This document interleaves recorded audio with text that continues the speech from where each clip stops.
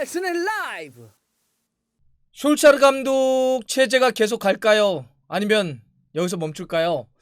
주중에 유럽 챔피언스리그 16강 진출이 좌절되면서 솔샤르 감독 체제에 대한 여러 가지 이야기들이 나오고 있습니다. 일단 지금 흘러나오는 이야기는 솔샤르 감독 체제를 일단은 유지하는 쪽으로 가닥을 잡고 있다, 이렇게 나오고 있지만, 이번 주말 매우 중요한 지역 라이벌 매치 맨체스터 더비에서 만약 패하고 계속 성적이 좋지 않을 경우는 당연하게도 솔샤르 감독 체제가 유지되기 어렵다, 이런 이야기도 당연히 나오고 있습니다.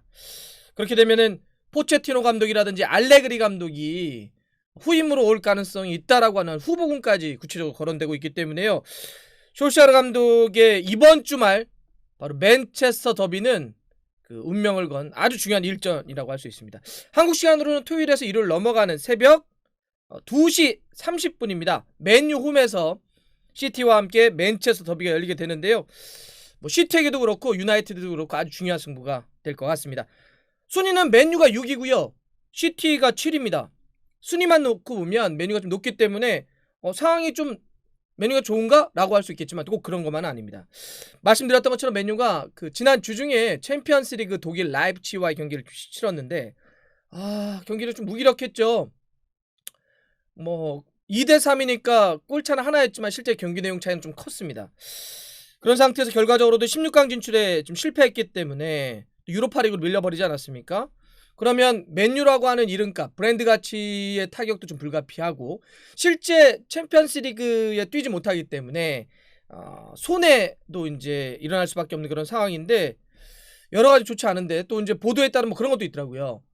무리뉴 감독을 내보낸 거를 구단 수뇌부가 후회하고 있다, 뭐 이런 이제 보도들도 있습니다. 일단 뭐 무리뉴 감독이 그 지금 토트넘에서 워낙 잘하고 있으니까 아무래도 좀 대비되는 것도 있겠죠. 무리뉴 감독이 또 맨유를 이끌 때 승률이 58.33%였는데 현재 솔샤르 감독이 맨유를 이끌면서 그보다 낮습니다. 55.56%이기 때문에 이런 비교하는 것, 그리고 뭐 이런 여러 가지 그냥 뭐 추측성 보도 이런 게 좀 나오고 있는 것 같습니다. 자, 그래서 이 솔샤르 감독에게 맨유에게 이번 승부는 맨더비는 굉장히 중요할 것 같은데요. 두 팀의 이제 흐름을 한번 놓고 보면 맨유는 프리미어리그만 놓고 보면 괜찮아요. 최근에 4연승입니다. 순위가 많이 쳐져 있다가 6위까지 좀 끌어올린 그런 상태인데, 이런 흐름을 좀 더 이렇게 치고 간다면 최근에 조금 이렇게 흔들리고 있는 분위기를 다시 한번 이렇게 탁 묶어서 올라갈 수도 있을 것 같은 그런 중요한 승부처라 볼 수 있겠고요. 맨체스터 시티 같은 경우는 최근 5경기 모든 뭐 챔피언스리그라든지 이걸 다 포함해서 5경기에서 4승 1무 무패, 아주 좋은 흐름을 좀 달리고 있고요. 지난달 11월 21일 날 토트넘에게 진 다음에는 패배가 없는 맨시티입니다. 사실 맨시티가 올 시즌 모든 공식 대회에서 진 거는 딱 2번밖에 없습니다. 예. 또 지난 주중에 이제 마르세유와의 경기에서는 3대0으로 이겼는데, 사실 뭐 이미 챔피언스리그에서 16강 확정 지었기 때문에 이 경기 결과가 그렇게 크게 의미가 있는 건 아니었지만, 아구에로가 복귀해서 골을 넣었다라고 하는 거는 시티에게는 큰 의미를 부여할 수 있는 거죠. 지금 부상 때문에 그 이제 아구에로가 시즌 초반에 제대로 결합하지 못하면서 시티가 조금 어려운 것들이 있었는데, 부상에서 복귀해서 복귀골을 넣었다. 이거는 시티에게는 아주 좋은 소식이라고 할 수 있습니다. 참고로 맨시티는 조 1위로 16강에 올라간데 챔스에서 4시즌 연속 조 1위로 16강에 올라간 겁니다. 부상이나 징계 이런 양팀의 어떤 변수를 놓고 보면 뭐 그렇게 두 팀 다 크진 않아요. 맨유 같은 경우는 프레드가 챔피언스리그에는 징계 때문에 못 뛰었었잖아요. 근데 이번에는 이제 프리미어리그 때문에 복귀를 한 상태고, 공격 쪽에 카바니하고 마시알이 이제 부상이 좀 있는데 그 부상 여파는 좀 지켜보고 있는 것 같습니다. 이 선수의 몸 상태에 따라서 출전 여부를 좀 마지막에 결정할 것 같습니다. 뭐 나머지 선수들은 뭐 큰 부상은 있지 않습니다. 맨체스터 시티 같은 경우는 이제 아구에로가 좀 복귀한 게 좀 큽니다. 나머지 선수들은 뭐 이렇게 크게 뭐 못 뛰거나 이런 선수들이 있진 않아요. 근데 이제 아구에로가 돌아오긴 했는데 선발로 뛸 것이냐, 뭐 교체로 뛸 것이냐, 요 정도가 결정이 좀 남았는데, 이번에 뭐 이야기가 흘러나오는 걸 봤더니 그래도 선발은 조금 쉽지 않지 않겠어? 뭐 교체로 나오지 않겠어? 이런 얘기들이 나오고 있는데 모르죠. 마지막까지 몸 상태를 봐서 결정을 할 수 있을 것 같습니다. 자, 맞대결 한번 볼까요? 맞대결 두 팀이 모든 대회 합쳐서는 최근 4번의 맞대결에서 맨유가 3승 1패로 유리합니다. 예. 그러면 괜찮아요. 이 맞대결은. 시티가 프리미어리그만 따졌을 때는 마지막으로 맨유를 이긴 거는 지난해 4월 원정 갔을 때 베르나르도 실바하고 사네가 골을 넣으면서 2대0으로 이긴 게 마지막이니까 한 1년 반 됐죠? 그러니까 시티가 프리미어리그에서 어쨌든 맞대결에서는 조금 재미를 최근에는 좀 보지 못했다. 이렇게 볼 수 있겠고요. 근데 또 이걸 뒤집어서 얘기하면 맨유가 이렇게 최근에 시티에게 잘했는데 이런 아주 중요한 고비처에서 지게 되면 반대로 좀 타격이 또 크다고 볼 수도 있겠죠. 자, 그러면 예상 선발로 한번 볼까요? 홈팀 맨유 같은 경우는 약간 부상 여파가 있는 선수들을 일단 선발에서 좀 빼놓고 놓고 보면 최전방에 그린우드 4-2-3-1입니다. 2선 쪽에 왼쪽부터 레시포드, 그다음에 세컨 쪽에는 부페 브루노 페르난데스, 오른쪽에 마타, 그다음에 중앙 미드필더는 프레드와 맥토미니, 수비는 왼쪽부터 텔레스, 맥과이어, 린데렙, 완비사카, 골키퍼는 데야. 수비하고 골키퍼가 좀 고기가 갸웃갸웃해지죠. 시티도 역시 4-2-3-1 케빈 데브라이너, 김덕배를 약간 세컨에 놓는 형태를 좀 쓰고 있기 때문에 4-3-3보다는 4-2-3-1로 놓고 봐야 될 것 같습니다. 최전방에 제주스, 2선 쪽에 왼쪽부터 스털링, 그 다음에 2선에 김덕배, 그다음 마레즈 쓸 것 같고요. 그 다음에 중앙 미드필더에는 귄도안과 로드리, 왼쪽 수비부터 칸셀루, 후뱅 디아스. 후뱅 디아스가 온 다음부터 시티가 정말 수비가 아주 안정적으로 좀 변화하고 있습니다. 그 다음에 스톤스, 오른쪽 수비는 워커, 골키퍼는 이제 에데르송입니다. 짧게 양 팀의 관전 포인트를 한번 짚어보면 첫 번째 맨유입니다.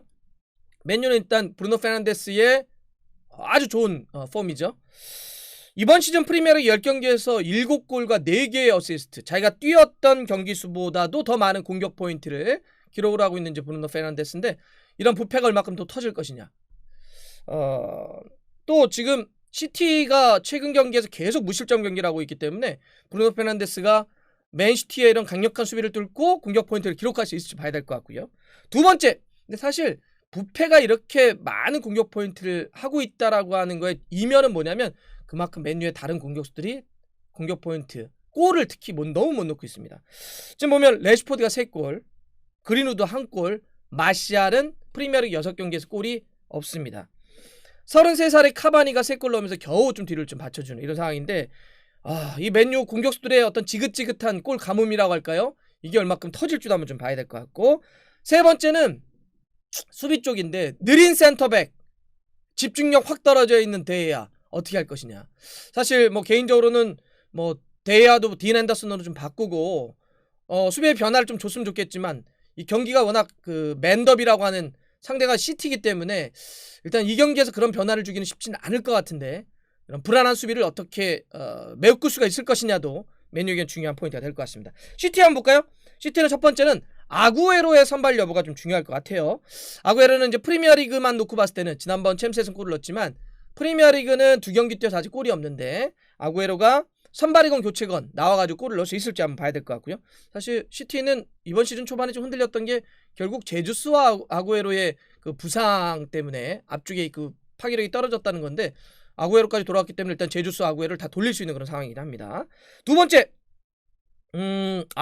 수비가 진짜 좋아졌죠. 모든 대회를 합쳐서 최근 5경기에서 연속해서 무실점 클린시트를 기록하고 있는 맨시티입니다. 후뱅 디아스가 딱 돌아오면서 안정감을 탁 가져가고 있고 앞쪽에 있는 미드필더들도 점점 안정감을 좀 갖춰주면서 무실점 경기들을 이어가고 있는데 이번에 유나이티드 원정 가서 또 이런 수비를 유지할 수 있을지 한번 또 보겠습니다. 세 번째는 이제 시즌 초반에는 약간 좀 어려움이 있다가 경기를 이렇게 치르면서 자기 어떤 능력을 또 폭발시키고 있는 김덕배, 케빈 데브라이너의 이제 힘인데요. 케빈 데브라이너가 현재 9경기에서 올 시즌 프리미어리그에서 2골과 6개의 어시스트를 기록을 하고 있는데 케인이 워낙 많은 도움을 하고 있어서 그러긴 하는데 그래도 추격전에 이제 발판을 놓은 것 같아요. 처음에 조금 떨어져 있다가 역시 최근 케빈 데브라이너가 확 올라가고 있죠. 그래서 이러한 케빈 데브라이너의 강력한 어떤 특히 자기가 직접 침투한다든지 날카로운 어시스트를 잘하기 때문에 흔들리는 맨유의 어떤 수비 라인을 상대로 해서 또 한 번의 공격 포인트를 기록할 수 있을지 또 지켜봐야 될 것 같습니다. 자, 시티에게도 유나이티드에게도 순위 싸움에 혹은 지역 라이벌이라고 하는 자존심 싸움에게도 특히나 숄샤르 감독에게는 운명이건 운명전 이렇게 볼 수 있을 것 같은데요. 어떻게 될까요? 얼마 남지 않았습니다. 네, 다가오는 새벽에 뵙겠습니다.